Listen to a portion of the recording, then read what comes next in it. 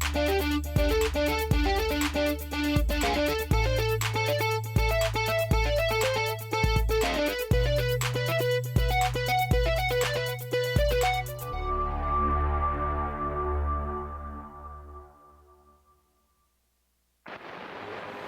of Earth, we come in peace. Welcome to this neighborhood, neighbor. I am the Martian ambassador. Des Moines and all of central Iowa, welcome to Mac's World Live. Mac's World is your world. Every day we talk about the issues and topics that matter most to you. And as always, it's your voice we want to hear in Mac's World. So join the conversation by calling 515-244-0077. And now, here's the host of Mac's World Live, J. Michael McCoy. All right, 6 minutes after the hour, 4 o'clock, 4:06, 29th day of January. Tomorrow's the 30th. It's the big volunteer open house at Ruth Harbor from 10 to 11 in the morning. If you want more information, ruthharbor.org. Last Friday that we won't know who we caucused for, won't know who won the caucuses. Are you excited about that? Are you excited that it's about to leave town?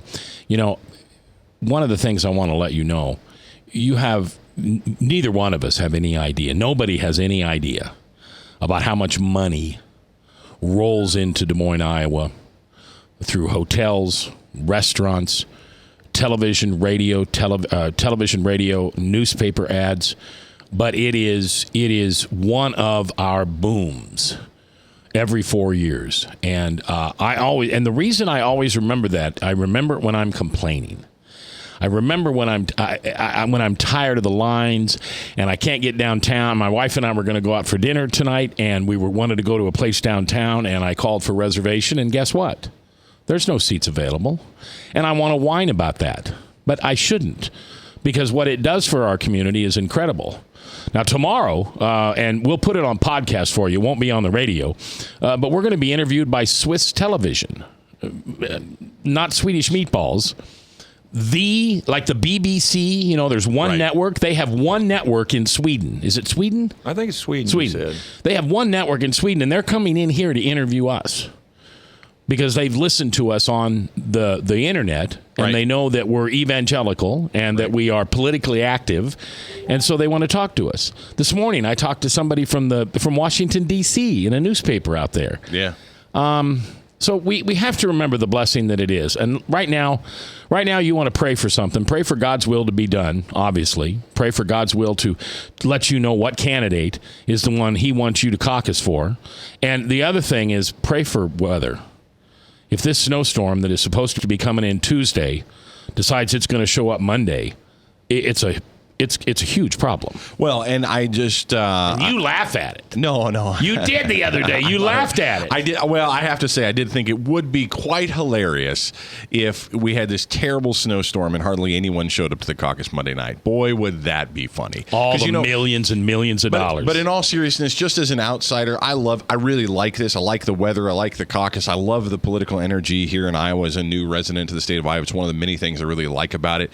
But I would get a big smile out of if God did that, just because, you know, this is the time of the year when Iowans really feel important. We feel like we are the king of the world right now because the whole world is watching us. Right. And it would just be really funny for God to say, and it means nothing. But, no, and I was going to tell you, though, by the way, just so you know where I'm coming from, I don't feel like I'm king of the world. No, I know I feel that. like I have a huge responsibility. Yes. And I am ready to unload that responsibility. And I feel that, too. I'll be honest with you. One of the reasons why I'm going to be caucusing, other than the simple fact that I want to, is because I think that you do, as a resident of Iowa, there's a responsibility. We feel a responsibility to participate in this process because the world is looking. I think it does matter. It's going to affect the future of all these campaigns, the kind of funds that they get, the direction they go. But I wanted to point this out. Our engineer popped in. He's doing some work on some of our satellite dishes, actually in preparation for this storm. And he pointed out that the Secretary of State's office reported that there has been several thousand new voter registrations just in time for the caucus. I think it was, I may have these numbers flip-flop, but I think it was like 3,000 new people registered in time for the caucus on the Republican side and like 4,000 on the Democrat side, or either one or the other. But that's just, I don't know if that's common, but that definitely is exciting. If all those people really show up, it's going to be interesting. Okay, I don't want to burst your bubble. Oh. Those are independents, because as an independent in the Iowa, you can't caucus or vote in primaries. Sure, I understand that. So there probably aren't. I'd love it if there were 7,000 more people into the mix and getting involved. But it's probably independents who are registering one side or the other so they can caucus. You're saying that they voted every time they do. They vote. So it's, but still though, they're weighing in. I mean, know, that's thousands of people that are going to make the commitment or believe they're going to make the commitment to go out and caucus. Well, I think that's going to be interesting. I think that's one of the problems with Iowa. I think we need to have independent as a party that we, because I would be an independent. Yeah. I would not be a Republican. Our production manager, Ron Carlson, said this. He said the exact same thing. He's a registered independent, and he said it's completely annoying that you have to register temporarily for something. He should just be able to caucus as an independent. It doesn't make any sense. Do you think Iowa first in the nation status should be a permanent thing, or should it rotate amongst states? No. Particularly some of the smaller states? Nope. What about Nebraska? Nope. Mr. Cornhusker fan.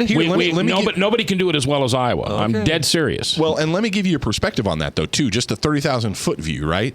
Iowa's been the first in the nation for a long time, so it's created a culture in this state that is, I think, prepared to be the first in the nation when it comes to this. The people here take this stuff serious. I've been here 5 years. I don't think a day has gone by that we have not been talking about politics. And I mean, I don't mean just casually. I mean very seriously engaged in this issue. Yeah. And Iowans are that way because they're the first in the nation. And if you took that from them and gave it to anybody else, I don't think any other state would be as involved in vetting the candidates and involved in the process the way that they are here in Iowa. Well, look at the percentage of people that participate in the caucus as opposed to a primary in some of the bigger states. I mean, bigger states have millions, hundreds of thousands. We're lucky if we get a fraction of that.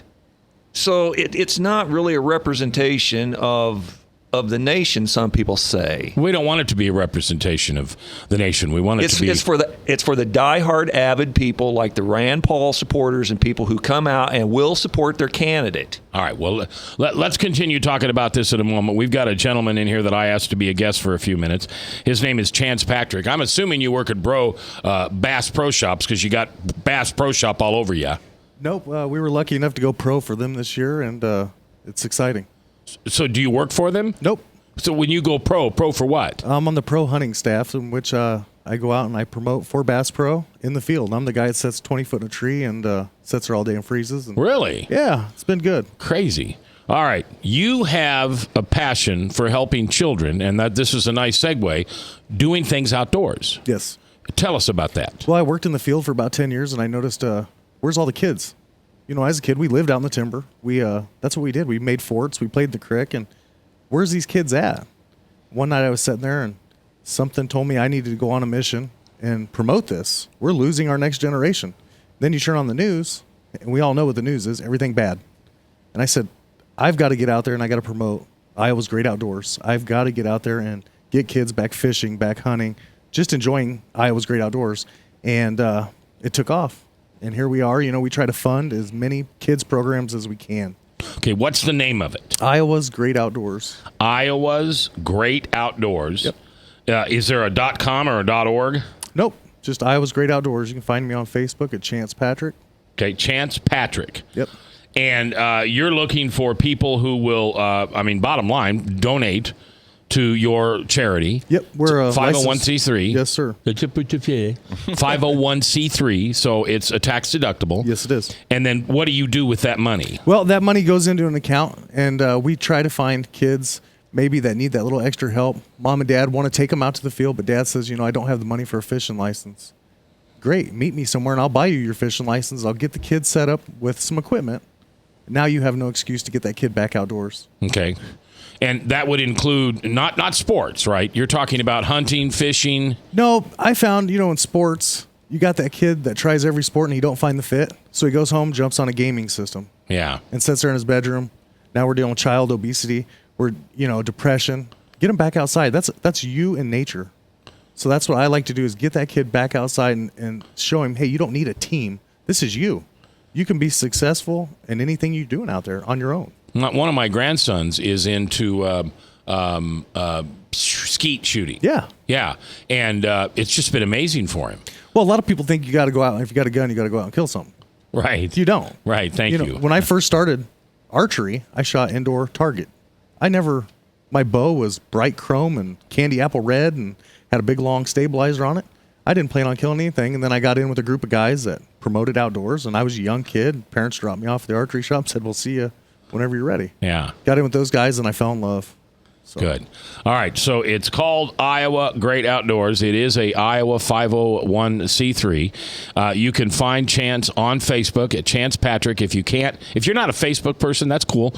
Just email me or call me or telegraph me or whatever. You send a dove or a pigeon or whatever to my Carrier window. pigeon. Or just stop Frank on the road and tell him, and I'll get the information to you. I want you to write the checks directly to Iowa Great Outdoors, should you choose to do that. But I will help you get in touch with Chance.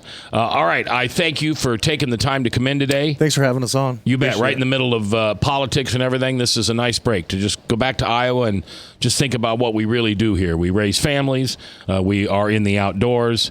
We take care of our own, and we take care of our veterans. And that is a nice reminder, Chance, of what you're doing. So thank you very I much, and appreciate God it. bless you. Thank you. God bless you. Appreciate you being here. All right, we're going to take our break, and then when we come back, Mark Sherrod, buddy of mine, he's not a superstar. He's not a big name. He's just a guy that goes to Bible study with me. He is a former POW, served our military, but he's got some really interesting perspective of last night's debate, and I want him to hear that. Plus, the thing that I know you've been waiting for, clamoring for, raising your hand, wanting to vote, sending request after request after request. It's Chris Roloff in the community calendar. Next, live here on The Truth.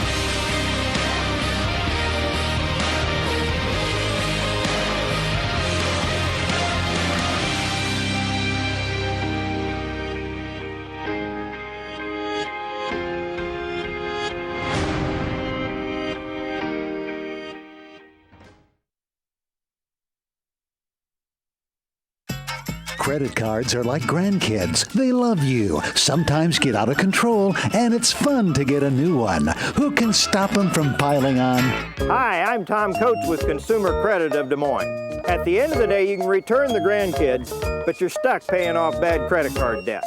We'll help you put the fun back into using credit cards responsibly. Right, kids? Yeah! If you need help getting credit cards off your back, call Consumer Credit of Des Moines. Hi, my name is David Burrier, your Hope Coach.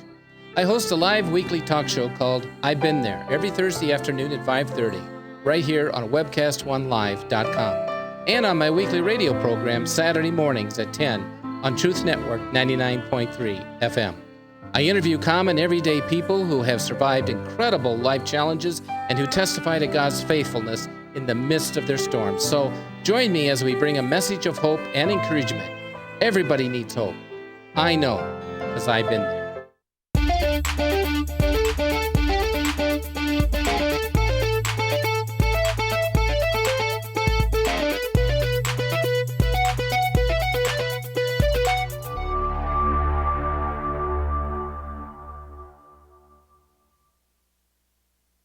Rock and Prevention is celebrating 25 years of creating a caring community. We want to say thank you to the tens of thousands of Rock High School mentors that have carried our message of health, love, and encouragement to over 1.5 million children, teachers, and parents. Our mentors teach children methods and skills to prevent bullying and drug use. Thank you to all the school administrators, teachers, and counselors for their opportunity to serve you. Rock on, fair citizens. Rock on.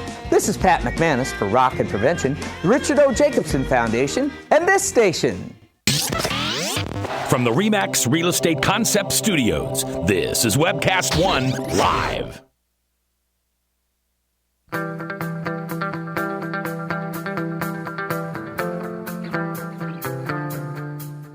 "21 minutes after 4 o'clock, 4:21 in the afternoon.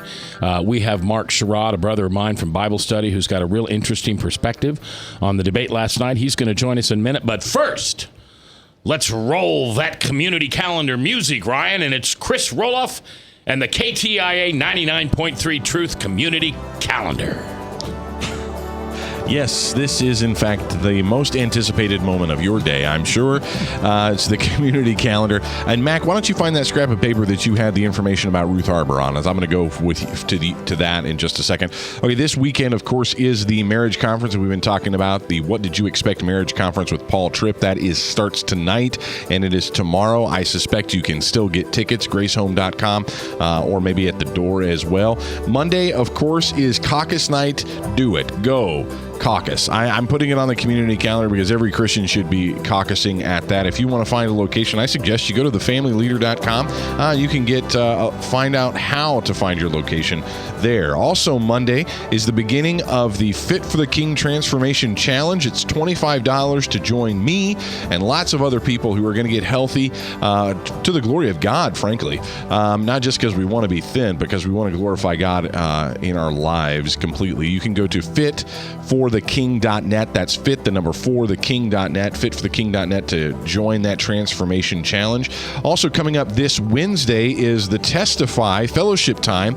That's a thing that Mac and I go to, and lots of other great men and women that get together to be encouraged as we hear what God is doing in someone's life. We hear a testimony of what God is doing in someone's life. The first Wednesday of every month, we get together at Pizza Ranch on 86th Street, just south of 8035. You are invited. There's no cost to this other than the cost of the buffet if you want to eat. But if you want to come hang out, you just come find us in one of those meeting rooms, and we'll be there. Fellowship starts about 11:30. We eat around noon, and the event starts then as well. Also want to let you know about a 7-week study starting February 7th. It's called Bridges, Christians Connecting with Muslims. Lunch will be provided at 12:30, followed by the study. This is at West Kirk Presbyterian Church in Urbandale. By the way, this is a 7-week study. This is on Sundays at 12:30 is when lunch starts, and there's a study afterwards at West Kirk Presbyterian Church in Urbandale, westkirk.org for details. There's no cost to this. Just please call the church office or go to the website to get details on how you can attend this. And coming up, Friday, February 26th is the Rally Now, Iowa. It's a night of rally in the Midwest unto a national awakening featuring Lou Engle, founder of The Call, and Matt Gilman. He leads worship. This is all happening at Heartland Church in Ankeny. Details online at rallynowiowa.com. And before I forget, if you're interested in helping out Ruth Harbor, that ministry that I know that you love, if you want to volunteer there, they're having a volunteer informational meeting Saturday. That's this Saturday from 10 to 11 a.m. They're located at 534 42nd Avenue in Des Moines. RSVP by calling 515-279-4661, or really just go to ruthharbor.org. Hey, if you want to add your event to this community calendar, I encourage you to do that. Just let the station know. It's free of charge. We want to promote things that God and God's people are doing here in Central Iowa. Call the office at 515-261-2663. That's the radio station office line, 515-261-2663. And just a reminder, the community calendar is sponsored by MyPrepperDirect.com. Right now, MyPrepperDirect is offering 10% off all water filtration products when you enter the promo code TRUTH at checkout. It's better to be prepared than scared. Go to MyPrepperDirect.com today. All right. Thank you very much, Chris. The phone lines are lit up now from everybody wanting to thank you for the community calendar today. All right.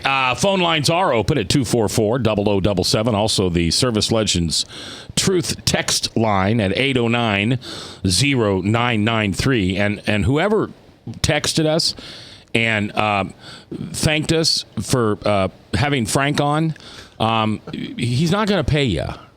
Okay, there's no I can't be fooled. I know Frank's got like 7 friends, and they're all texting in to tell us what a great addition to this program Frank is, and I know that. I'm responsible for him being there. Oh, that was a compliment aimed at Chris. I just admitted that, didn't I, in public, that I'm responsible for Frank. It's your fault, yeah. Oh my gosh, you put out the milk. I forgot. Yeah, I put out the warm milk for the kitty. Any other text to share at this time, or the text lines are open? Well, there's one that texted in. His 14-year-old daughter has no interest in politics or the caucuses, but he says, like the bad father I am, I'm dragging her along Monday with me. I feel it's important, and she'll be old enough to vote next time we do this. Papa, yay. Right. Good job. Yeah. You know, and you're not, and hear me on this. Don't feel bad because your daughter doesn't want to go. Your daughter doesn't know what she doesn't know. Right. She doesn't know what she doesn't know. So you are being a great father by stepping up and saying, honey, you don't know what you don't know. And so after we go to the caucuses, if it's something you really dislike, then okay. But let me be your papa right now, and let me take you to something that I think you'll enjoy. And the other thing I tell you, Papa, let her take a friend. Let her take a friend so she has somebody to talk to about it other than her dad. Because she's probably not going to want to say to her dad, Dad, it was the greatest thing in the world. Thanks for taking me. I was so wrong. But she probably will go to her girlfriend that she takes with her and say, so did you see the guy that Dad voted for won? He came in second. He did really good. So, somebody of her own peer to share with. Because sharing's important. All right, Mark Sherrod, former military man, former POW, Bible study brother of mine, isn't really a political guy that much, but he went to see 13 Hours a week and a half ago and lit him on fire. He was on the radio with us on Monday as he stood outside of Drake University in the middle of a well, not really a snowstorm, but it wasn't very warm Monday night, and held up signs that says, remember Benghazi? He has been engaged in the whole week long, and he watched the debates last night, and he's got an interesting perspective, and I wanted him to share that with you today on the radio. So, Mark, welcome to Mac's World on 99.3. How you doing, brother? I'm good, brother. It's always good to be with you guys. All right, so you watch debate. Now, and you've watched debates before, I would imagine. I have. But you watched last night through a different colored lens. Why was that? Well, I actually believe that it was a blessing that Donald Trump wasn't there. I mean, it gave all the other candidates an opportunity to truly express their opinions and policies with substance without Donald interrupting them. And, it's kind of interesting, too, because Fox had like 36 people sequestered away in a different room. And at the end of the debate, they asked those 36 people, if they thought it was good for Donald Trump or if this was a bad move for Donald Trump not to be in the debate. And they all agreed that it was a bad move for Donald Trump. Okay? So I really, truly believe it was a blessing. I mean, I've like a lot of my brothers there, I was kind of taken in with Donald Trump. He's going to solve this problem. He's going to solve this problem. He's going to solve this problem. And basically, he picked like the top 10 items that we all are disgruntled with. And he acted indignant about all of them, and he was going to solve all the issues. But when actually pressed to come up with a solution on how he was going to do this, he always changed the subject. Always changed the subject, much like Pelosi and Harry Reid have done over the years. And I thought that was kind of odd. And then if somebody pressed him for information, he would vilify them. He calls them idiots, he calls them this, fat, ugly, whatever. And he humiliates them. And my spirit was really roughed by this. And so subsequently, you mentioned something on the air the other day. It's like we should be selecting our candidate from our knees. It couldn't have been more true. So subsequently, I got on my knees, prayed about it. And I went to the Bible, and there's a ton of information in the Bible about some of the qualifications we should look for in our leaders. And basically, we just start with the fruit of the Spirit. Check the fruit basket. Donald's fruit basket is empty. It really, truly is, and it's very disturbing. And so, much like some of my other brothers, I've switched candidates. I can't support Donald. Yeah, because you and I were looked at kind of funny by some of the other guys in the Bible study when we said for so long that we were supporting Donald, and I guess they knew something we didn't know, huh? Yeah, that's it. You know, we got on board with that. We didn't want the Syrian refugees coming here and shooting us up and stuff like that.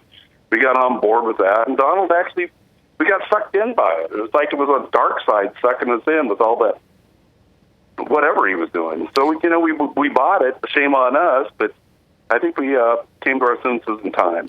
Hey, Mark, this question is actually for Mac, but you're welcome to answer it. I'd like to ask Mac, did you actually ever support Trump, or were you just kind of like me a little bit? I think we've discussed this. That maybe you were just excited to have something different, something, in other words, pulling the cover back from the sausage making. I didn't sense you were ever a full-fledged Trump supporter. No, I wasn't. You're right, I wasn't, and I hadn't made up my decision. But until last weekend, it really fell off for me when Frank Luntz asked him if he's ever asked God for forgiveness, and he said no. Yeah, but that was back in May. Right. So I thought, well, okay. And then I began to think, all right, maybe the whole idea of coming to Iowa for 6 months and touting evangelicals will be that maybe Jesus will mug him. Maybe somehow he'll get saved during all this. And I know Bob Vanderplatz, who stayed at Donald Trump's house for a while and also courted him. I know that he was sharing the gospel with him. So I guess I was always kind of hopeful that the Donald would somehow be humbled enough and surrender his life and will to Jesus Christ. And then, oh my heavens, he'd be an amazing candidate. But he kept calling me stupid, And when he was at Dordt College last weekend, here's what I heard him say. Now, what he said was that his supporters are so loyal that he could go out on Fifth Avenue in Manhattan and shoot somebody, and they'd still follow me. Yeah, that was astonishing. How do you get your mind around a statement like that? Well, see, here's what I heard, and call me mentally deficient. You'd be true if you said that, but call me mental, whatever you want. Here's what I heard. Mac is so blindly loyal to me that I could kill somebody, and he'd still go out and vote for me. I heard the same thing. Well, again, I'd like at that point. Again, I'd like to maybe dispute that based on something that a friend of mine on Facebook. But Frank, you can say it if you want, but understand you're not right. That has been proven. That's not what he said. But here, before you answer this, because we can, let's just go for the record. I'll just cut you off here and say that okay. What if this was him quoting someone else? That event should have caused us to take a broad look at Trump. Let's take a broader look at Trump, though. Is he that much of a narcissist that it's really all about Trump and about Trump's money? Can you honestly conceive of the fact that really Trump just thinks about himself? Maybe even if he didn't really mean what we think he means when he said that thing.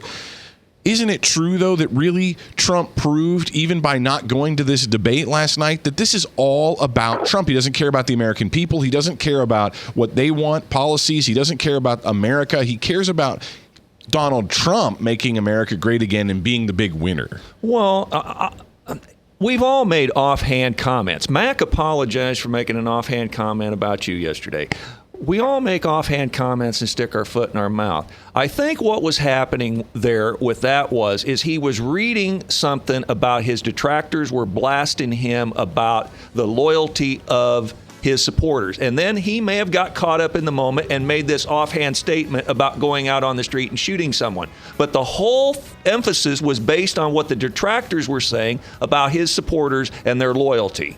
All right, we're going to take our break. We'll come back. Mark will be with us. We'll talk a little bit more about Mark's perception of the debate last night. And then as we approach 5 o'clock, it'll be Hank, the Bible Answer Man, here on The Truth. From the RE/MAX Real Estate Concept Studios, this is Webcast 1 Live. I'm Brian Leach, owner of Service Legends, and my position is Chief Talent Officer. I'm Nicholas Wonderscheid. I am Bernie Hobbs, And I'm the Service Manager. Marketing Director and Client Relations Manager. Everything that we do is about ensuring that we exceed your expectations. Our clients are important to us. 100% satisfaction. We're not just focused on heating and cooling. That's the easiest part of our job, actually, is fixing furnaces and air conditioners. Everyone that we come in touch with, we want to improve lives. Bottom line is, we've got our installation guarantees, 25% energy savings guarantee, comfort guarantee, temperature selection guarantee, property protection guarantee. 100% satisfaction guaranteed, fixed rate or it's free. All of those guarantees are backed up with a 100% money back guarantee to hold ourselves accountable to making sure that you get what you're after. Just fixing the problem today. If they have another problem 5 days down the road, it's still fixed rate or it's free. We use what's called straightforward pricing. Our technicians are going to give you an exact to-the-penny price on what it's going to take before they move forward with any repair. That way you know what to expect. It's the same price every day. No surprises.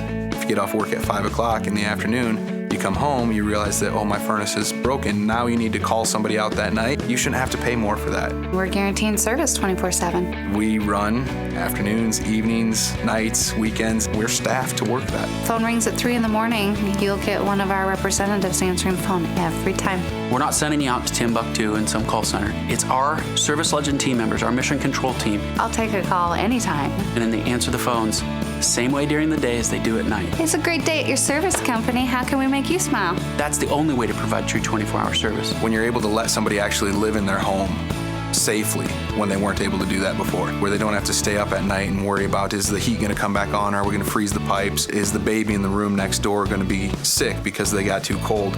When you're able to help somebody overcome challenges like that, that's impacting a life. That makes a difference. I get goosebumps thinking about it. I love the team. I love the people that I work with. We have fun, but we work hard. I call them my ambassadors of legendary service. If you could just envision what that is, that's who we're sending to your home. They literally will call in, pick up the phone and call and say, hey, I want to talk to your manager. And I get on the phone, they're like, that technician that was at my house was the greatest technician ever. That's cool to me. We want to brighten people's days. Every person that we have going into the house has gone through an extensive background check. Drug testing, we have a very thorough interview process that 1 out of 140 people make it through. If we promise you something, that's what you're going to get, no matter what. We're here when you need us to protect the safety and comfort of your family. If you're not happy, we're going to make it right. If we're willing to put 100% money back guarantee on what we do, what type of work do you think we do? Give us a call. We're there for you 24/7, 365 days a year. Enough said.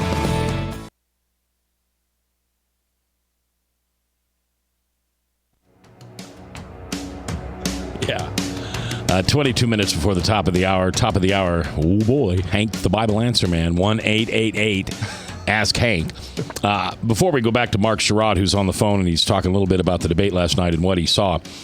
Frank referenced something earlier that I had apologized to Chris Roloff a little bit earlier, and I just want to say it again. I was listening. I listen to every one of our shows, usually the next morning.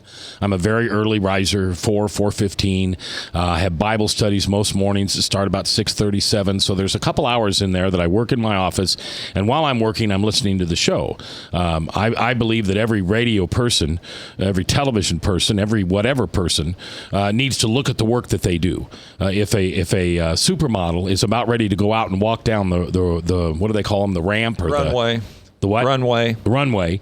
She better stop and look in the mirror first to see what people are seeing. So I listened to our show. And yesterday, I just said some things to Chris that everybody in this room knew we were kidding and laughing and having a good time.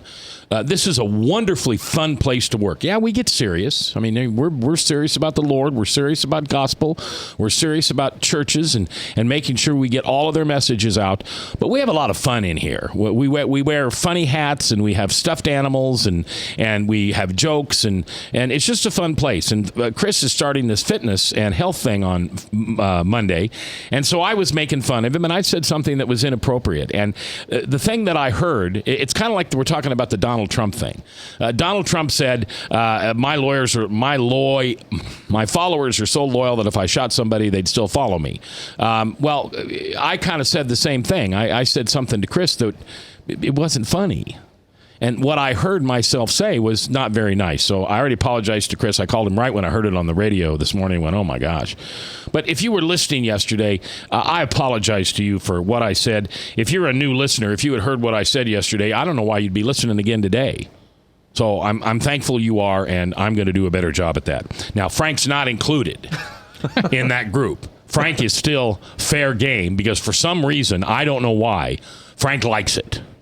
You know, he likes. I would not think you loved me if you weren't carping on me. I don't carp on Bob. Well, you must not love Bob like you I love me. Bob a lot. I've had Bob in my life a lot longer than you, Frank. Actually, that's not true because you used to call the show on the other station. That's right. All right. So, Mark Sherrod is on the line, military guy, former POW, like me, jumping off the Donald Trump bandwagon and jumping on to another one. Did you know when you turned on the TV in the debates last night that within an hour to an hour and a half you were going to know who you were going to caucus for on Monday, or is that just something the Holy Spirit kind of laid on you? No, I didn't know. Actually, I was kind of, there was Cruz was out there, Bush was out there, Chris Christie, and actually I like the governor from Ohio as well. I think we got some really good candidates. But the Holy Spirit did kind of move me, and I think the Holy Spirit moved a lot of people in this state, and a lot of people are jumping on board with Markio. Those out of those 36 people that Fox had sequestered away, they asked him two questions. Okay, and the first question was, before the debate, how many people were going to vote for Rubio? 3 people raised their hands. 3 out of 36. 3 out of 36. All right. Okay. So then the next question was, well, now that the debate is over, how many people are now going to vote for Rubio? And more than 80% of the people in the room raised their hands.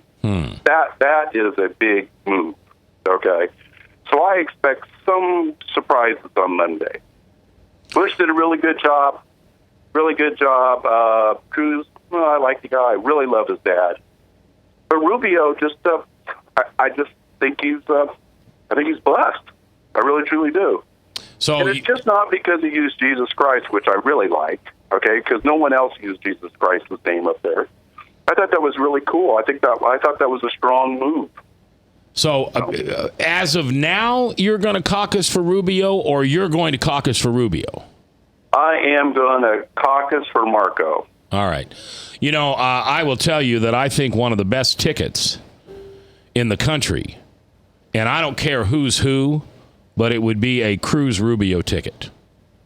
I think that would be an exceptional. Would be pretty much unbeatable. Yeah. Now, I will also tell you that I'm not throwing Jeb Bush out the door yet. I know he's had a tough time in Iowa, but there's a lot of people that didn't win Iowa that went on to win the nomination and win the presidency. But I'll tell you, another powerful ticket would be Bush and Rubio. The problem is, from an electoral vote standpoint, they're all Florida. From an electoral vote standpoint, the best would obviously be Rubio and Kasich, or Bush and Kasich, because then you'd have Florida and Ohio. Yeah, we're going to take Texas, so if we can get Ohio and Florida, we're looking pretty good. Yeah. Mark, I appreciate you coming on the radio today and sharing your thoughts with us. Thank you very much. You have a good one. Bye-bye. Yeah, you too. Bye-bye. Mark Sherrod, just a regular guy like you and me, just goes to Bible study, listens to what God tells him, and he got off the Trump wagon, and now he thinks, well, I shouldn't say he thinks, he says he's going to caucus for Rubio. The only reason I'm not absolutely committing to that like he thinks he is, because I'm still leaving room for the Holy Spirit to work within him this weekend, and I think the Holy Spirit is going to ascend on Iowa this weekend like a bad snowstorm. I really do. I think God is going to... God didn't need to tell me yesterday or the day before or even tomorrow who to caucus for. He just needs to tell me by Monday night. Let me ask you a weird thing. The language that you use would not be language I would use. So let's just say that Trump wins the Iowa caucus. A lot of people still think he's going to. How does that make you feel about God? I mean, does that affect your relationship with God if you think that the Lord is moving here and the Lord's involved in this thing, and Trump gets what if Trump goes all the way gets the nomination? I mean, what does that mean? I I don't tend to think in those terms, like God's spiritually telling us something like that. I think that I would not be surprised if Trump won the caucus here in Iowa, and I wouldn't be surprised if he got the nomination. But Frank, what do you got to say about that? Well, let me lay one on you. Okay. Just take this one on for size. What if my worst fear, the person I can't stand the most, wins the election, Hillary Clinton? Yeah.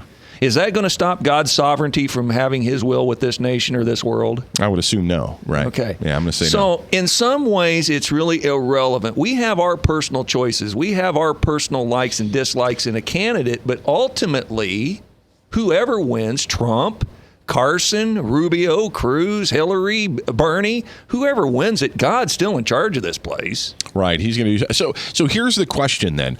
Should we caucus Monday for the person we think will win, or should we caucus for the person that will give us a clear conscience when we go home? Oh, it's conscience. Do we have to go with our conscience on Monday night? Absolutely. You cannot go with who you think is going to win. That is a chicken feces way to caucus. I really mean that. Okay. Everyone should do that, and that's my frustration with the religious right trying to coalesce around Ted Cruz. If they want to endorse Ted Cruz on their own, Jim Dandy.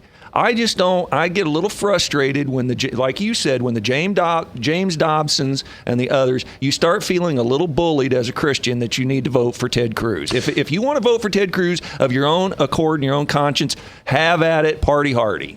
Now, how come? Yeah, I think that's interesting. Go ahead. I don't feel bullied though by the evangelicals. Well, I did that when I was filling in with you one time. I think we had Rebecca here. I was saying that I was on the air that same day that James Dobson announced that he was endorsing Ted Cruz, and I just really felt like this when Dobson got in on this, because I don't remember the last time he endorsed somebody, and this seemed like a really big deal that Dobson is going to endorse Ted Cruz this early. He seems like Ted Cruz has won the evangelical masses, I think. Maybe that's not the case, but that kind of made me feel that way, and it felt like, well, if I'm going to be one of us, I've got to go with Ted Cruz. And I admitted that I'm a bit too much of a rebel to do that, and so that's kind of where Frank was getting that from. You know what's interesting? The next caucus or primary is New Hampshire, and evangelicals won't matter squat in New Hampshire. South Carolina, a little bit more because you're in that Bible Belt, but by the time we get to the 1st of March, and we get to Super Tuesday, evangelicals will once again be put back in the place that the liberals want us in, and that's shut up, sit down, and go to church on Sunday. Well, that's a perfectly good question to ask all of our listeners is, what happens when Hillary Clinton becomes president? What is the church going to do? All right, we're coming back. We're live right here on The Truth. If I haven't told you lately, thanks for listening. Love this job. Couldn't do it without you. Right here on The Truth.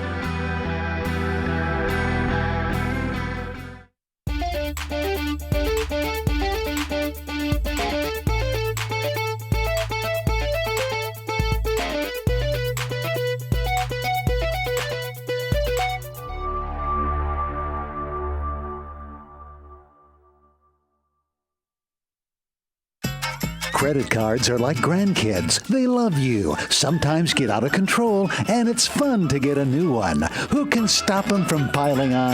Hi, I'm Tom Coach with Consumer Credit of Des Moines. At the end of the day, you can return the grandkids, but you're stuck paying off bad credit card debt. We'll help you put the fun back into using credit cards responsibly. Right, kids? Yeah! If you need help getting credit cards off your back, call Consumer Credit of Des Moines.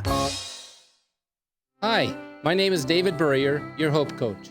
I host a live weekly talk show called I've Been There every Thursday afternoon at 5:30, right here on webcast1live.com, and on my weekly radio program Saturday mornings at 10 on Truth Network 99.3 FM. I interview common everyday people who have survived incredible life challenges and who testify to God's faithfulness in the midst of their storms. So join me as we bring a message of hope and encouragement. Everybody needs hope. I know, because I've been there. Rockton Prevention is celebrating 25 years of creating a caring community. We want to say thank you to the tens of thousands of Rock High School mentors that have carried our message of health, love, and encouragement to over 1.5 million children, teachers, and parents. Our mentors teach children methods and skills to prevent bullying and drug use. Thank you to all the school administrators, teachers, and counselors for their opportunity to serve you. Rock on, fair citizens. Rock on. This is Pat McManus for Rockton Prevention, the Richard O. Jacobson Foundation, and this station. From the RE/MAX Real Estate Concept Studios, this is Webcast One Live.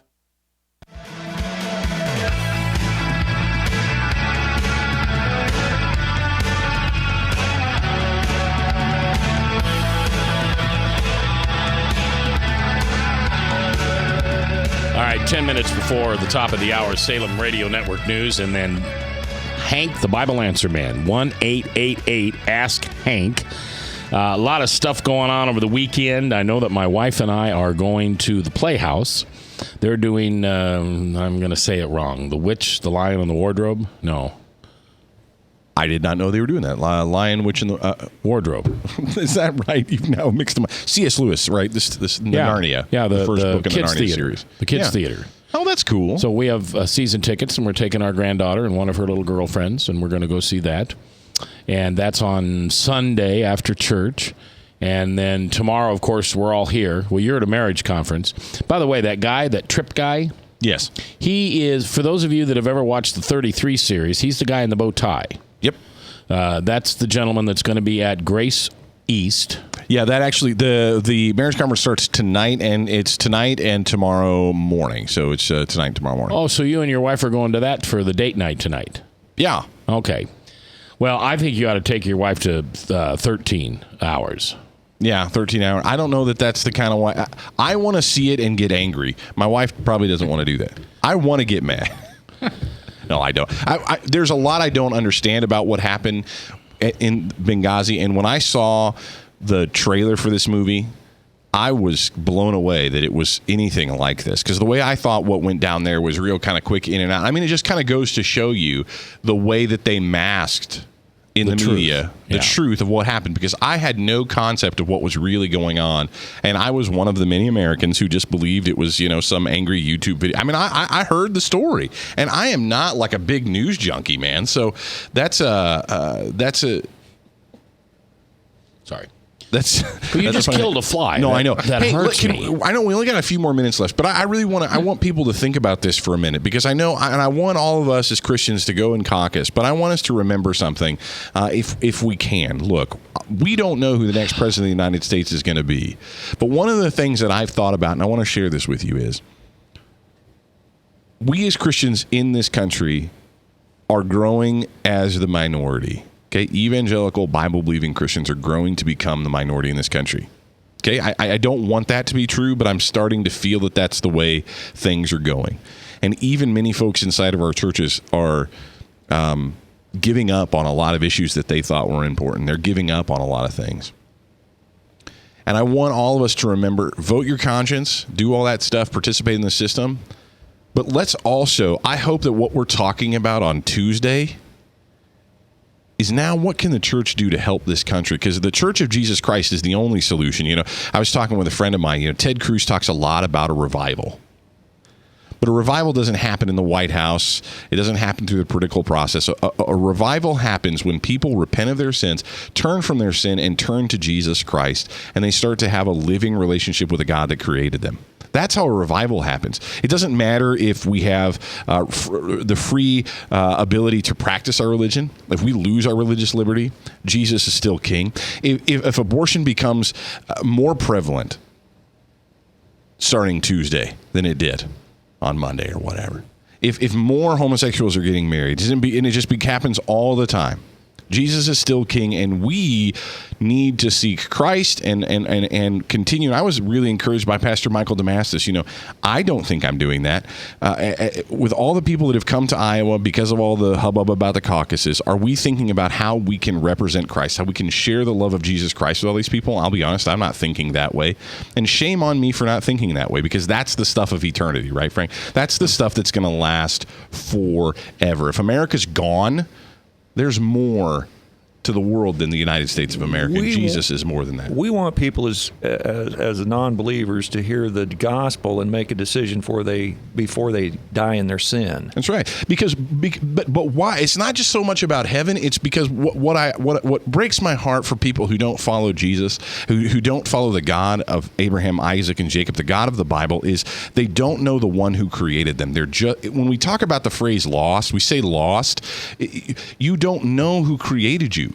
There's something missing in your life. You don't understand your purpose. You don't understand why you act, behave the way that you do. You don't have a guide by which to understand who you are if you don't have a relationship with a God that created you. And what's so awesome about him is that he wants you to know him. He has written it down in his word. He has given us a Savior. He has come to us. Mac, you pointed this out. It was so fantastic. We don't have to go up to God. God came down to us in the form of his Son, the Lord Jesus Christ. And I think that is so critical for each one of us to have that relationship with Jesus, because it helps us understand why we matter at all. And without that, you don't feel like you matter. I can't imagine that you do. I don't know. Mac, that's just some of the stuff that hopefully we're going to be talking about that on Tuesday and Wednesday and Thursday and Friday going forward after that. 809-0993 is the Service Legends Truth text line. Any text coming in that we need to know about, Bob? Comment: I think God could give us the president we deserve and not the one we want. I don't like it when God gives us what we deserve. I don't. That's either. not good. I don't either. Well, he hardened Pharaoh's heart. Yeah. So you cannot tell me. I don't know. I guess you could tell me. I'd respect anybody who could help me understand why God wanted Barack Obama to run this country for the next 8 years, and why he's probably going to take him to the head of the United Nations next, because that's what he wants. Well, his thoughts are higher than our thoughts. I'm not talking about Obama. Yeah, I know. Well, if man persists in his disobedience and rebellion, God eventually turns them over to their own lusts. Well, I think he's done that a long time ago. Well, and that's one of the most hated chapters in the Bible is Romans chapter 1. Kind of outlines that, and people, that's the one where they go to about the hate speech. But it really is. God sets before us. You and Matt, Frank, you and I talk about this a lot. The choice thing. Yeah. God's people have spoken to us. God has spoken to us in his word. Choose you this day whom you are going to serve. Today is the day of salvation. Today is the day where you've got to make a choice. Who are you going to serve? If you're going to give yourself over to the flesh, to the world, to the things that just supposedly make you happy and satisfy all those desires, then you're going to do that, and you're going to have your particular life. But if you give your life over to the God who created you, who knows what's best for you, I tell you what, as Jesus promised, you will have life, and you will have it abundantly. But you know why he says the day of your salvation is today? Because you might die tomorrow. That's right.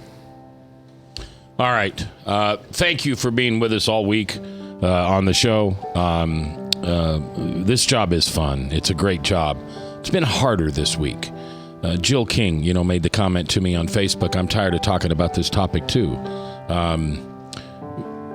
I don't know how to talk about anything else. How do you turn on the radio in Des Moines, Iowa 3 days before the caucus and not talk about the caucus? Yeah.